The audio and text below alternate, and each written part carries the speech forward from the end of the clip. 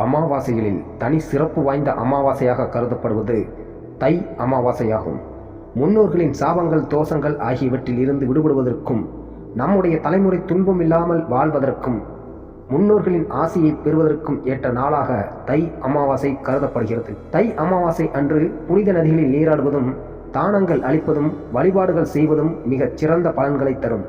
பாவங்களில் இருந்து விடுபடுவதற்கும் ஏற்ற நாளாக இந்த நாள் சொல்லப்படுகிறது. இந்த ஆண்டு தை அமாவாசை ஜனவரி 29ஆம் தேதி புதன்கிழமை வருகிறது. ஜனவரி 28ஆம் தேதி இரவு 8:10 மணிக்கு துவங்கி ஜனவரி 29ஆம் தேதி இரவு 7:21 வரை அமாவாசை திதி உள்ளது. அதேபோல் ஜனவரி 29ஆம் தேதி காலை 9:21 மணிக்கு துவங்கி ஜனவரி 30ஆம் தேதி காலை 8:59 வரை பெருமாளுக்குரிய திருவோண நட்சத்திரம் உள்ளது.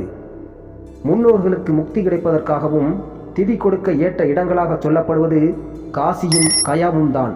காசியில் சிவபெருமானை சாட்சியாக வைத்தும், கயாவில் பெருமாளை சாட்சியாக வைத்தும் முன்னோர்களுக்கு பிண்ட தர்ப்பணம் செய்ய வேண்டும். காலை 6 முதல் 7:20 வரை, மேலும் காலை 9 முதல் 11:55 வரை தர்ப்பணம் கொடுக்க ஏற்ற நேரங்களாகும். திருவோண நட்சத்திரத்தில் தர்ப்பணம் கொடுக்க வேண்டும் என்கிறவர்கள் 9:21 முதல் 11:55 வரை தர்ப்பணம் கொடுக்கலாம். அமாவாசை அன்று முன்னோர்களுக்கு படையல் போடும்போது பூஜை அறையில் போடக்கூடாது. ஹாலில் முன்னோர்களின் படங்களை வைத்து அதற்கு முன்பாக இலை போட்டுதான் படையல் போட வேண்டும். அப்படி முன்னோர்களின் படம் இல்லை என்றால், யார் அமாவாசை விரதம் இருக்கிறார்களோ அவர்களுக்கு முன்பாக இலை போட்டு படைத்து முன்னோர்களுக்கு அர்ப்பணித்துவிட்டு காகத்திற்கு சாதம் வைத்த பிறகே சாப்பிட்டு விரதத்தை முடிக்க வேண்டும். தை, ஆடி, புரட்டாசி ஆகிய மாதங்களில் வரும் 3 அமாவாசைகளும் மிக முக்கியமானதாக சொல்லப்பட்டு வருகிறது.